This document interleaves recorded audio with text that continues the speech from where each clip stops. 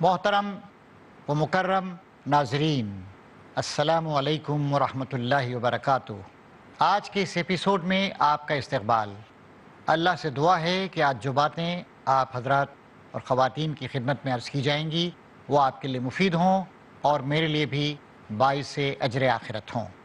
حاضرین، اللہ تعالیٰ کے بہت بڑے احسانات میں سے ایک احسان یہ ہے کہ اس نے قرآن مجید نازل کیا۔ ہدی للناس، قرآن مجید جو انسانوں کی ہدایت کا سب سے بڑا سرچشمہ ہے۔ وبینات من الہدی والفرقان، اور اس میں واضح تعلیمات اور کھلی باتیں ہیں۔ کس چیز کی؟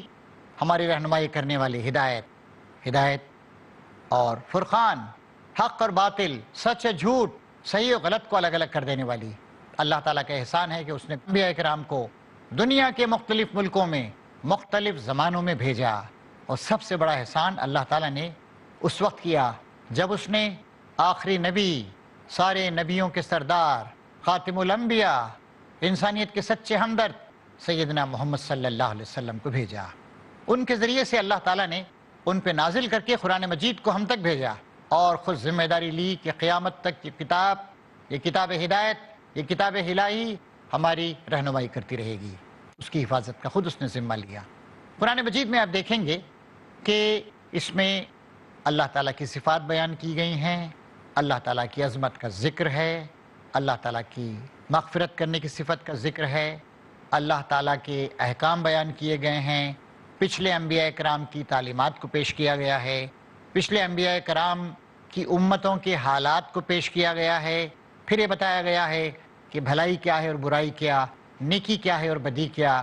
مزید برآں یہ بتایا گیا ہے کہ آخرت کی زندگی ہمیشہ کی زندگی ہے، اس کے لیے دنیا میں کیسی زندگی گزارنی چاہیے، جنت کیسی ہوگی، جہنم کیسی ہوگی، کن باتوں پر ایمان لانا چاہیے، کیا کرنا چاہیے، کیا نہیں کرنا چاہیے، کیا صحیح ہے، کیا غلط، کیا حلال ہے، کیا حرام۔ الغرض یہ کہ اللہ تعالیٰ نے قرآن مجید میں لوگوں کو طرح سے سمجھایا، اور اللہ تعالیٰ یہ بھی فرماتا ہے کہ لَقَدْ يَسَّرْنَا الْقُرْآنَ لِلذِّكْرِ فَهَلْ مِن مُدَّكِرٍ، ہم نے اس قرآن کو نصیحت حاصل کرنے والوں کے لیے آسان کر دیا ہے۔ تو کیا ہے کوئی نصیحت حاصل کرنے والا؟ ہماری ذمہ داری ہے کہ ہم قرآن مجید کی ان نصیحتوں سے فائدہ اٹھائیں، اپنی زندگی کی راہوں کو روشن کریں۔ یہ بھی فرمایا اللہ تبارک و تعالیٰ نے، افلا یتدبرون القرآن، کیا یہ لوگ قرآن مجید پہ غور و فکر نہیں کرتے؟ قرآن مجید غور و فکر کرنے کے لیے ہے۔ قرآن مجید کو اللہ تعالیٰ نے اس طرح بنایا ہے، ایک عام انسان بھی سمجھ سکتا ہے، ایک تعلیم یافتہ انسان بھی سمجھ سکتا ہے، ایک اعلیٰ درجے کا سوچنے سمجھنے والا دانشمند انٹلیکچوئل بھی سمجھ سکتا ہے، اپنی سطح کے مطابق وہ سمجھیں گے۔ یہ تصور غلط ہے کہ قرآن مجید جو ہے خاص لوگوں کے لیے آیا ہے۔ اللہ تعالیٰ نے قرآن مجید کو سارے انسانوں کے لیے نازل کیا ہے، تو یہ ضروری ہے کہ جو لوگ قرآن مجید پر ایمان رکھتے ہیں وہ قرآن مجید کا حق ادا کریں۔ اللہ تعالیٰ کہتا ہے کہ جن لوگوں کو یہ کتاب دی گئی ہے وہ حق کے تلاوت ادا کرتے ہیں، پڑھتے ہیں، سمجھتے ہیں، سوچتے ہیں، غور و فکر کرتے ہیں۔ لیکن افسوس کی بات یہ ہے کہ امت مسلمہ اپنے دور زوال میں قرآن مجید پڑھنے کا اہتمام تو کرتی رہی، لیکن سمجھنا اس نے چھوڑ دیا، حالانکہ قرآن سمجھنے کے لیے آیا ہے۔ اگر آپ قرآن کو سمجھیں گے نہیں تو کس طریقے سے آپ اس سے فائدہ اٹھائیں گے؟ قرآن مجید نے ایک اہم کام یہ کیا ہے کہ کائنات میں جو نشانیاں بکھری ہوئی ہیں ہمارے آس پاس، ہمارے ماحول میں، آسمان میں، زمین میں، پانی میں، سمندر میں، ان سب کی طرف بار بار توجہ دلائی ہے کہ غور کرو۔ غور کرو گے تو اللہ کی عظمت، اللہ کی کبریائی، اللہ تعالیٰ کی کاریگری، اللہ تعالیٰ کی صنعت، یہ ساری کی ساری باتیں تمہارے سمجھ میں آئیں گی۔ ان باتوں کو سمجھو گے تم تو پھر اس کے بعد تم شرک سے پرہیز کرو گے، تم خدائی سے ڈرو گے، تم خدائی کے آگے جھکو گے۔ اس طریقے سے یہ اللہ تعالیٰ کا بہت بڑا احسان ہے کہ قرآن مجید ہم کو بار بار خود اپنے نفس پر، اپنی زندگی پر، اپنی پیدائش پر، اپنی غذا پر، اپنے ماحول پر، زمین پر، آسمان پر اور زمین و آسمان میں بکھری ہوئی اللہ تعالیٰ کی قدرتوں پر غور کرنے کا ہمیں حکم دیتا ہے۔ آئیے ہم قرآن مجید کی کچھ آیات کی روشنی میں اس بات کو سمجھنے کی کوشش کریں۔ اللہ تعالیٰ فرماتا ہے ان فی خلق السماوات والارض واختلاف اللیل والنہار لآیات لأولی الالباب الذین یذکرون اللہ قیاما وقعودا وعلی جنوبہم ویتفکرون فی خلق السماوات والارض ربنا ما خلقت ھذا باطلا سبحانک فقنا عذاب النار۔ سورہ آل عمران کی آیتیں ہیں۔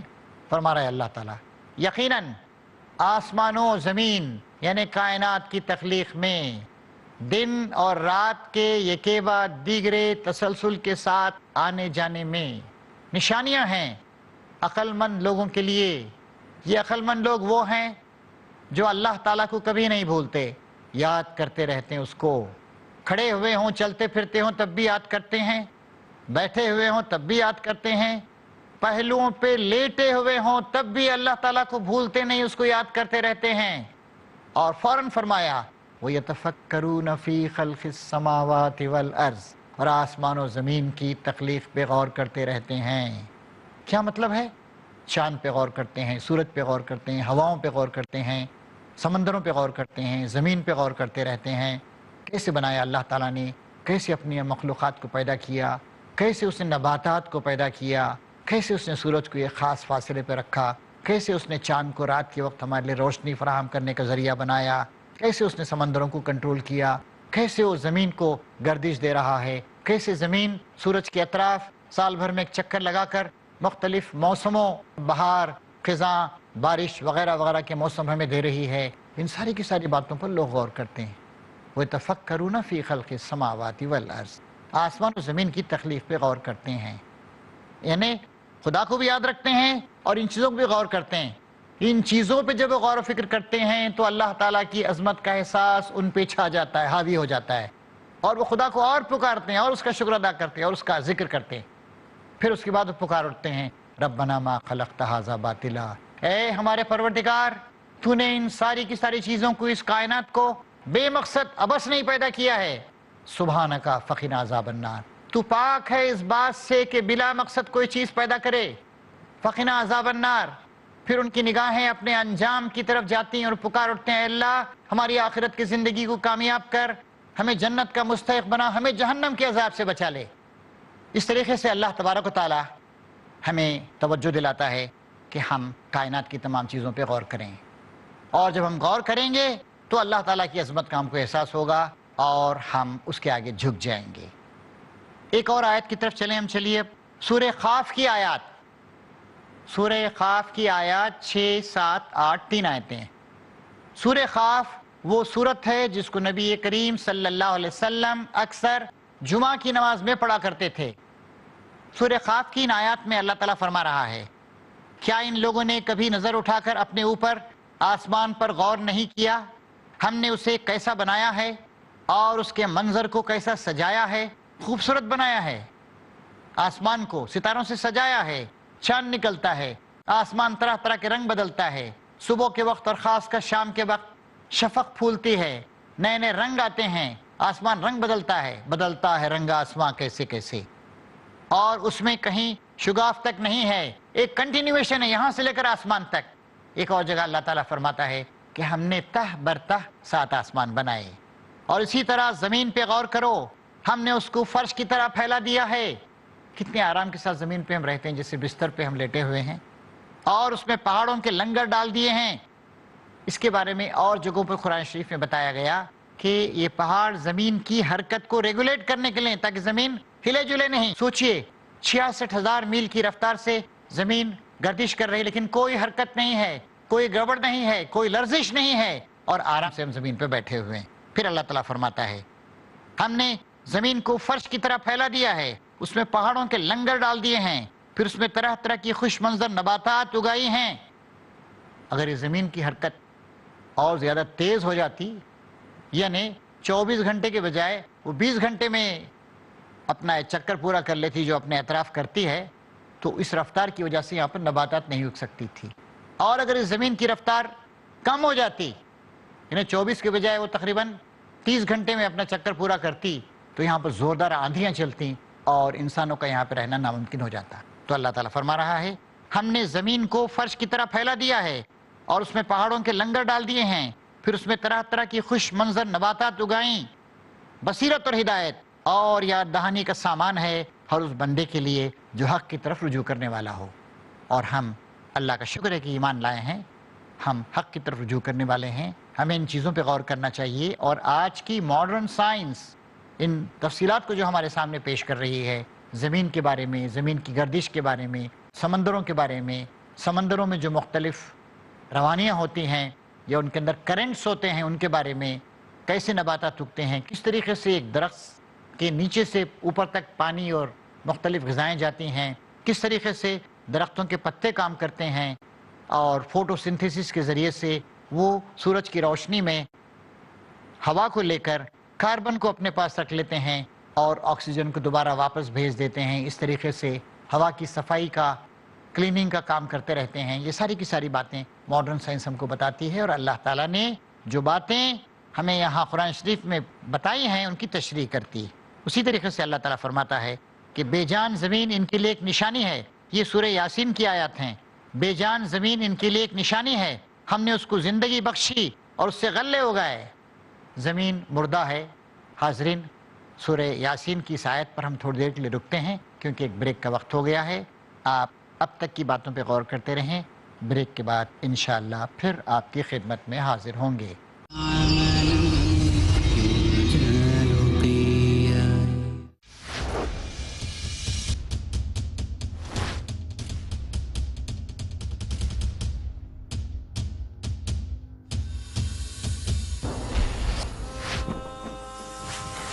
اگر اسلام کی ہو صحیح فہم تو بن سکتے ہیں اللہ کے پسندیدہ ہم. جان کر رسول اکرم کے بتائے ہوئے احکام، کیونکہ حق ہے حدیث کا ہر پیغام. صرف اسلام ہی ہے ایک مکمل اور باقاعدہ نظام. تفہیم اسلام ہر جمعرات شام 5:30 بجے اور دوبارہ رات 12 بجے انڈیا میں Peace T V Urdu per.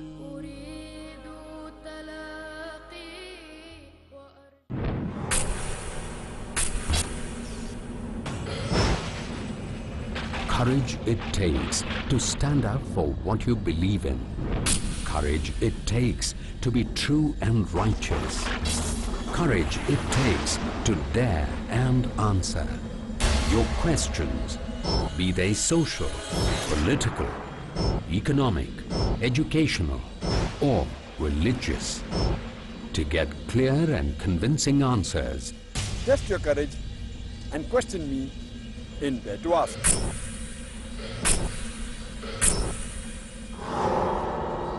Dare to Ask. اگلا پروگرام پیس ٹی وی اردو پر.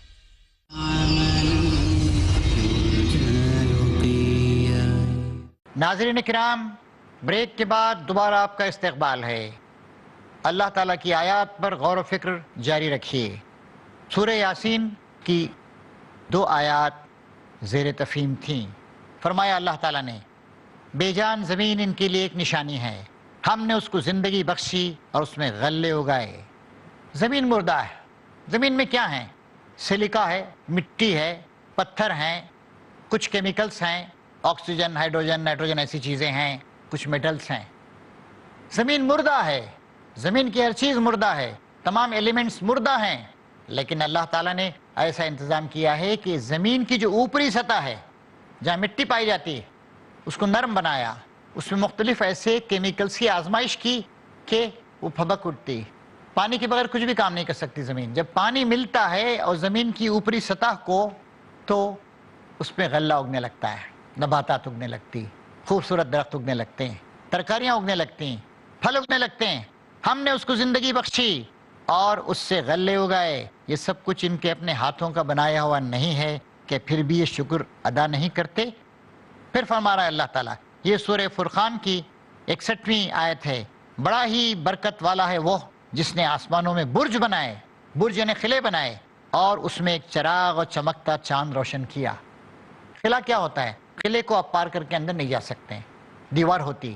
اسی طریقے سے اللہ تعالیٰ نے مختلف قلعے آسمان میں بنا دیے ہیں، کوئی نظر آنے والا قلعہ نہیں ہے، فلاں چیز فلاں جگہ تک جا سکتی ہے، اس کے بعد نہیں جا سکتی. مثلاً دیکھیے، آپ اگر زمین کی کشش کو، گریوٹی کو توڑ کے جانا چاہیں تو زمین آپ کو دوبارہ کھینچ لے گی. چنانچہ جو راکٹس بھیجے جاتے ہیں خلا میں، اسپیس میں، ان کی رفتار زمین کی کشش کو توڑنے کے لیے 1 گھنٹے میں 25,000 میل ہونی چاہیے، تبھی وہ زمین کی کشش کو، گریوٹی کو توڑ کر باہر جا سکتا، نہیں جا سکتا، پھر آ جائے گی، زمین کھینچ لے گی. اسی طرح اللہ تعالیٰ فرماتا ہے سورہ نحل کی 86ویں آیت ہے، رات بنائی کہ اس میں آرام و سکون حاصل کریں، اور دن کو روشن کیا کہ دوڑ دھوپ کریں. بے شک رات دن کے آنے جانے میں بڑی نشانیاں ہیں ایمان لانے والوں کے لیے. رات پرسکون ہوتی، رات ہماری تنہائی میں مددگار ہوتی ہے. رات کو سارے جانور، سارے پرندے سو جاتے ہیں، گرمی کی تپش ختم ہو جاتی ہے یا کم ہو جاتی ہے. رات کو بنایا اللہ نے سکون کے لیے، دن کو بنایا دوڑ دھوپ کے لیے. اس بات پہ غور کیجیے کہ رات کو ہم کتنے چراغ، کتنے لائٹ روشن کرتے ہیں، پھر بھی رات کی تاریکی کا مقابلہ نہیں کر سکتے ہیں. اور دن میں اللہ تعالیٰ نے سورج کو چمکا دیا، اور رات میں بھی ہمیں سپورٹ کرنے کے لیے چاند، ایک خوبصورت سا چاند اپنی چاندنی کی کرنوں کے ساتھ اللہ تعالیٰ نے آسمان پر لگا دیا. اس کا بھی اللہ تعالیٰ ذکر کرتا ہے کہ آدمی ان پہ غور کرے کہ ان کی بڑی نشانیاں ہیں ان میں ایمان لانے والوں کے لیے. پھر اللہ تعالیٰ دیکھیے ایک اور نشانی بیان کرتا ہے، اور لدی ہوئی ہواؤں کو ہم ہی بھیجتے ہیں، پھر ان کے ذریعے سے آسمان کی طرف پانی برساتے ہیں، اور اس پانی سے تمہیں سیراب کرتے ہیں، اس دولت کے تم خازن نہیں ہو. سمندر کا پانی کھارا.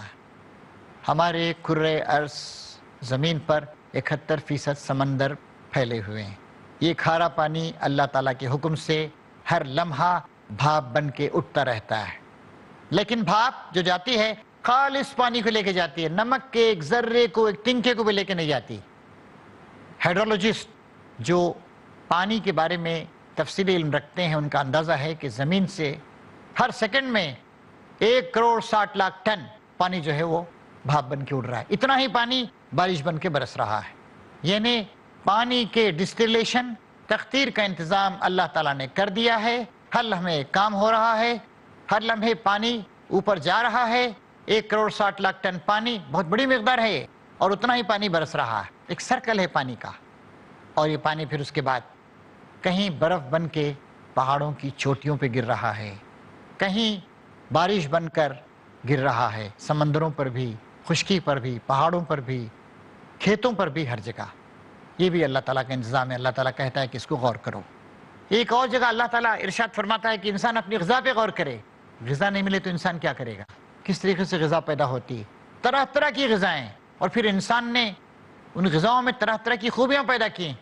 غلے ہیں، ترکاریاں ہیں، طرح طرح کے پھل ہیں، ان کے رنگ الگ ہیں، ان کی خوشبوئیں الگ ہیں، ان کے مزے الگ ہیں، ان کے فوائد الگ ہیں، ان میں وٹامنس وغیرہ کی مقدار الگ الگ ہے. اس پر بھی اللہ تعالیٰ کہتا ہے کہ غور کرے.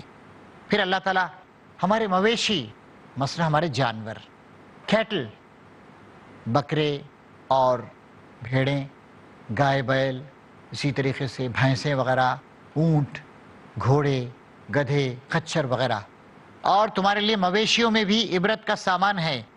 ان کے پیٹ سے، گوبر اور خون کے درمیان سے ہم تمہیں خالص دودھ پلاتے ہیں جو پینے والوں کے لیے نہایت خوشگوار ہے. سورہ نحل کی 66ویں آیت. اس پہ بھی آدمی غور کرے، کتنا دودھ پیدا ہو رہا ہے، کتنے چمڑے مل رہے ہیں، کتنا اون پیدا ہو رہا ہے، کتنی ہڈیاں ہیں جن سے فائدہ اٹھا رہے ہیں، کتنے سینگ ہیں ان سے ہم فائدہ اٹھا رہے ہیں. اور ایک مشین ہے گویا، ایک مویشی، ایک جانور، ایک مشین ہے. اور اللہ تعالیٰ فرماتا ہے کہ گوبر بھی ہے، خون بھی ہے، اور انہی کے درمیان سے ہم تم کو ایک لذت للشاربین، پینے والوں کے لیے نہایت ہی خوشگوار چیز ہم تم کو لے کے پلا رہے ہیں، دودھ. اور دودھ سے ہم بہت سارے کام لیتے ہیں. دودھ سے مکھن بناتے ہیں، گھی بناتے ہیں، پنیر بناتے ہیں. دودھ جو ہے سب سے مقوی غذا ہے، ایک کمپلیٹ فوڈ ہے ایک طرح سے. اور مٹھائیوں وغیرہ میں استعمال کرتے ہیں، اور اس کو ہم آج کل پاؤڈر بنا کے رکھ لیتے ہیں کہ جب دودھ کی کمی ہو جائے اس وقت ہم کو استعمال کریں. اسے پریزرو کرتے ہیں، طرح طرح کی چیزوں میں، کیکوں میں، مٹھائیوں میں اس کا استعمال ہوتا ہے، اور نہایت ہی مقوی چیز. اسی طرح اللہ تعالیٰ نے پانی کے بارے میں اور آگ کے بارے میں سلگاتے ہیں ان کو بھی اپنی نشانیاں قرار دیا ہے. پھر یہ بھی فرمایا ہے انسان کی تخلیق کا ذکر کرتے ہوئے، اچھا تم نے اس پر بھی غور کیا کہ تم جو بون ٹپکاتے ہو اس سے انسان کی صورت گری ہم کرتے ہیں یا تم کرتے ہو؟ سورہ واقعہ کی آیات. انسان کی تخلیق، یہ ایک وقت میں ایک مرد کے بدن سے منی میں جو سپرمز نکلتے ہیں، کئی کروڑ، 30-40 کروڑ کے قریب سپرمز ہوتے ہیں. سپرمز کا کاؤنٹ جگہ جگہ الگ ہوتا ہے. انہی سپرمز سے جو ہے ایک انسان کی تخلیق ہوتی ہے. ذرا سوچئے، اس سپرم کے اندر ساری صلاحیتیں ہوتی ہیں، ماں کی صفات، باپ کی صفات، بلکہ دادا دادی نانا نانی وغیرہ کی صفات. اور یہ سپرم جاتا ہے رحم مادر میں، اتنا چھوٹا ہوتا ہے، ہزاروں گنا کریں، ملینز ٹائم بڑا کریں تب ہم اس کو دیکھ سکتے ہیں. جاتا ہے ماں کی طرف سے آنے والے ایک چھوٹے سے ایسے خوردبینی مائکروسکوپک انڈے سے مل جاتا ہے اور پھر حمل شروع ہو جاتا ہے. ماں کو احساس بھی نہیں ہوتا، اور پھر 1 سے 2، 2 سے 4، 4 سے 8، 8 سے 16، 16 سے 32، 32 سے 64، 64 سے 128، اس طریقے سے اس کے بڑھنے کی رفتار ہوتی ہے.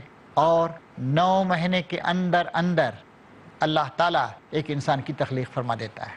وہی سب کچھ بن رہا ہے، آنکھیں بن رہی ہیں، ہڈیاں بن رہی ہیں، دل بن رہا ہے، پھیپھڑے بن رہے ہیں. پھر دیکھیے ماں چل رہی ہے، پھر رہی ہے. ایک صاحب نے ایک لطیفہ سنایا کہ ایک صاحب ڈاکٹر کے پاس گئے کہ ڈاکٹر صاحب میرے ذرا آنکھ کا آپریشن کیجئے، لیکن میں ذرا اپنا سر ہلاتا رہتا ہوں، مجھے سر ہلانے کی عادت. تو ڈاکٹر نے کہا کہ بھائی اگر آپ سر ہلاتے رہیں گے تو کیسے میں آپریشن کروں گا، پہلے جا کر اپنے دماغ کا علاج کروائیے آپ. لیکن اللہ تعالیٰ آنکھوں کو بنا رہا ہے، دل کو بنا رہا ہے، پھیپھڑوں کو بنا رہا ہے، اور ماں ہل رہی ہے، جل رہی ہے، اٹھ رہی ہے، بیٹھ رہی ہے، سو رہی ہے، جاگ رہی ہے، کھیل تک رہی ہے، کھیل بھی سکتی ہے ماں، لیکن اللہ تعالیٰ کا تخلیق کا عمل وہاں پہ جاری رہتا ہے. اس طریقے سے اللہ تعالیٰ وہ نشانیاں جو ہماری زندگی میں ہیں، وہ نشانیاں جو ہمارے اطراف میں، ہمارے ماحول میں بکھری ہوئی، ان کی طرف توجہ دلاتا ہے. اور یہ تو بہت بڑی نشانی، آدمی اپنی تخلیق پہ غور کرے. ایک اور جگہ اللہ تعالیٰ فرماتا ہے کہ آدمی اپنی تخلیق کو بھول گیا، ہمارے بارے میں مثالیں چھانٹنے لگا، اعتراض کرنے لگا، اور اپنی تخلیق کو بھول گیا. انسان کی تخلیق اللہ تعالیٰ کا بہت بڑا کارنامہ ہے. انسان سب سے زیادہ پیچیدہ زندہ مشین ہے. دنیا کی کوئی مشین اتنی سوفسٹیکیٹڈ نہیں ہے. دنیا کا ٹی وی کا موسٹ سوفسٹیکیٹڈ کیمرہ بھی ویسا نہیں ہے جیسے ہماری آنکھ ہے. موسٹ سوفسٹیکیٹڈ کوئی مشین ایسی نہیں ہے جیسا ہمارا ہاتھ ہے. موسٹ سوفسٹیکیٹڈ چیز کوئی ایسی نہیں ہے جو تمام طرح کی غذاؤں کو آپ مکس کر دیں تو اس کو خون بنا کے دے دے. اللہ تعالیٰ یہ سارے کے سارے کام کر رہا ہے. اسی طریقے سے اللہ تعالیٰ بتاتا ہے ایک جگہ کہ ہم نے مٹی کے جوہر سے تم کو پیدا کیا، پھر ایک بوند کی صورت میں ٹپکایا، پھر ایک محفوظ جگہ نے رحم مادر میں اس کو جگہ دی، پھر لوتھڑے کی شکل دی، لوتھڑے کی بوٹیاں بنائیں، پھر بوٹی کی ہڈیاں بنائیں، پھر ہڈیوں پر مزید گوشت چڑھایا، پھر اس کو ایک دوسری ہی مخلوق بنا کر کھڑا کر دیا. فتبارک اللہ احسن الخالقین، سورہ المومنون کی آیت. سوچئے رحم مادر میں بچے کی جو تخلیق کے مراحل طے پا رہے ہیں، ان میں اور ایک بچہ جو پیدا ہوتا ہے دونوں میں کوئی نسبت ہے. پھر ایک جیتا جاگتا انسان، بولنے والا انسان، سننے والا انسان، دیکھنے والا انسان، سوچنے والا انسان، اپنے دماغ میں معلومات کو اکٹھا کرنے والا اور پریزرو کرنے والا، محفوظ کرنے والا انسان، جب ضرورت پڑے ان معلومات کو پھر دوبارہ ریٹریو کر کے نکالنے والا انسان، مختلف چیزوں کو جوڑ کر نتائج نکالنے والا انسان.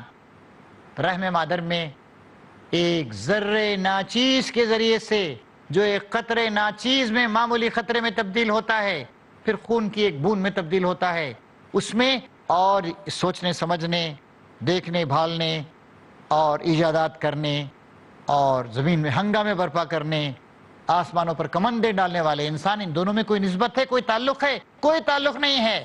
یہ اللہ تبارک و تعالی جو فرماتا ہے فتبارک اللہ احسن الخالقین، سب سے زیادہ بابرکت اللہ تبارک و تعالی ہے. تو حضرات اور خواتین، ان باتوں پہ ہمیں غور کرنا چاہیے.